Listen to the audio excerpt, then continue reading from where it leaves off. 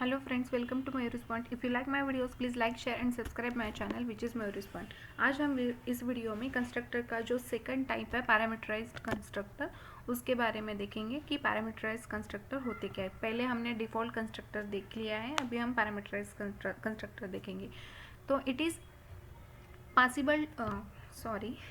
possible to pass arguments to constructors. It is possible to pass arguments to constructors. So हम default constructors में हम कोई parameters नहीं दे रहे थे, कोई आर्ग्यूमेंट्स पास नहीं कर रहे, तो हम कंस्ट्रक्टर्स में आर्ग्यूमेंट्स को भी पास कर सकते। तो विथ आर्ग्यूमेंट्स और विथ पैरामीटर्स, उसे ही हम पैरामीटराइज कंस्ट्रक्टर्स बोलते हैं।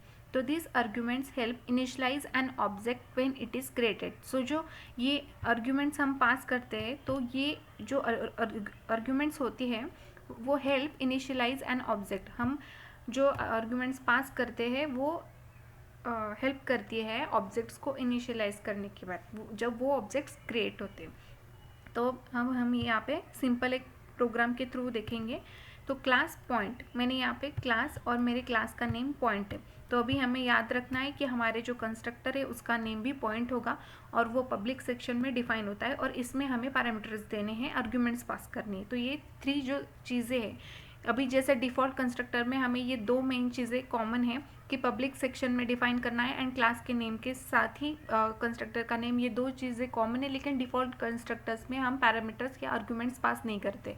लेकिन अभी हमें पैरामीटराइज कंस्ट्रक्टर के लिए प्रोग्राम लिखना है, तो हमें पैरामीटर्स देने मतलब आर्ग्यूमेंट्स। तो हमें 3 चीज़ें ध्यान रखनी है कि क्लास के नेम से सेम हमारा कंस्ट्रक्टर होगा, नेक्स्ट वो पब्लिक सेक्शन में डिफाइन होगा, एंड थर्ड हमें इसमें पैरामीटर्स में आर्ग्यूमेंट्स पास करनी है। तो अभी हमारे क्लास का नेम है पॉइंट। प्राइवेट पार्ट में मैंने integer x and y 2 variables mention कर दिए। ये मेरे डेटा मेंबर्स है हम मेरे क्लास के। अभी पब्लिक सेक्शन मेरे कंस्ट्रक्टर के लिए, मैं जो क्लास ये कर रही हूँ मेरा प्रोग्राम पैरामीटराइज कंस्ट्रक्टर के लिए, तो वो पब्लिक सेक्शन में ही हम उसे क्रिएट कर सकते हैं, इसीलिए मैंने यहाँ पे विजिबिलिटी लेबल दे दिया है पब्लिक।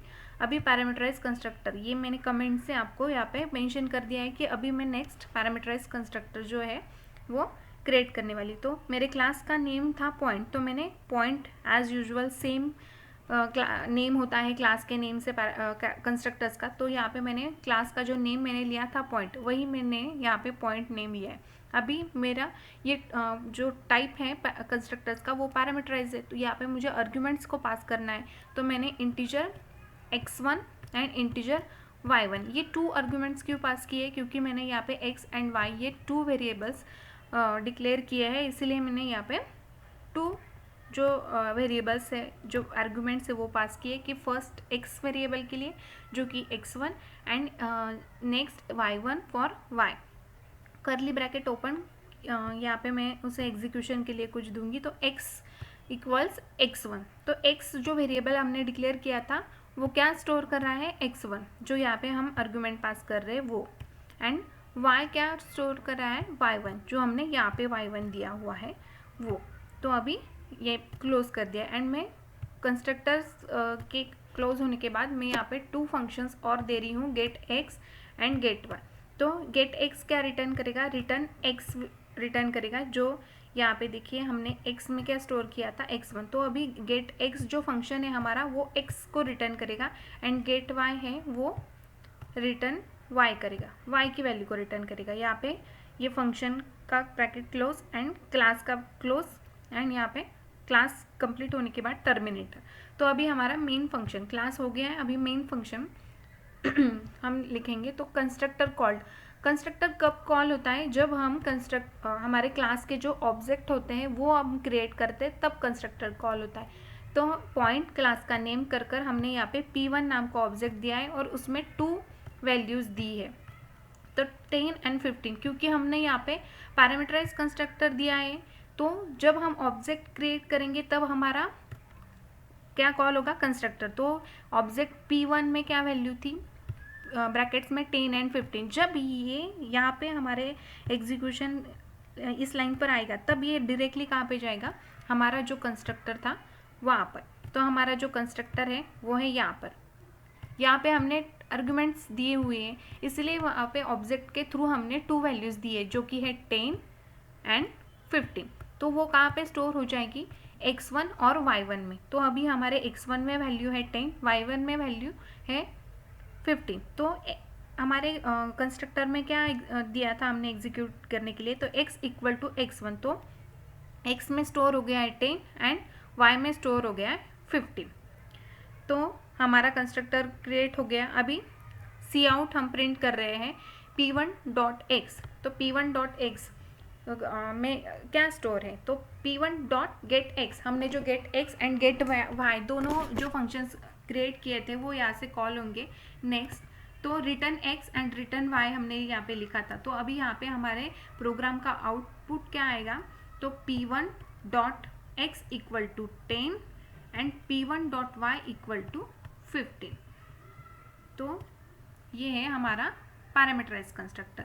तो जब हम डिफ़ॉल्ट कंस्ट्रक्टर कॉल करते हैं या डिफ़ॉल्ट कंस्ट्रक्टर बनाते हैं तब हमें आर्ग्यूमेंट्स को आर्ग्यूमेंट्स जो होती है वो पास करने की ज़रूरत नहीं होती है। लेकिन हम जब पैरामीटराइज कंस्ट्रक्टर यूज़ करते हैं तो हमें ऑब्जेक्ट के साथ साथ हमने जो आर्ग्यूमेंट्स पास की हैं उस तरह से यहाँ पे हमें वैल्यू पुट करनी ज़रूरी होती है, ताकि जब हमारा ऑब्जेक्ट क्रिएट हो तो वो ऑटोमेटिकली हमारे कंस्ट्रक्टर पे जाता है और फिर वो हमने जो वैल्यूज़ पास की है, जो भी हमने एग्जीक्यूट करने के लिए दिया है, वो उस आर्ग्यूमेंट्स में जो हमने वेरिएबल्स क्रिएट किए थे पैरामीटर्स में वहाँ पे जाकर स्टोर होता है और फिर हमारे प्रोग्राम का एग्जीक्यूशन होता है। तो ये थे पैरामीटराइज कंस्ट्रक्टर।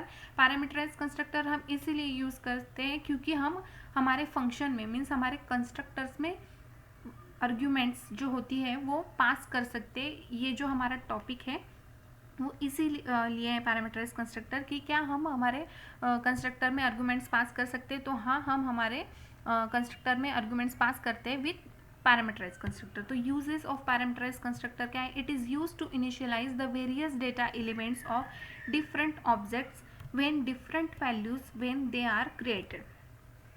हम हमारे जो डेटा मेंबर्स होते हैं उन्हें इनिशियलाइज करते हैं ऑब्जेक्ट के through. So second, it is use to overloaded constructor. It is use to overloaded constructor.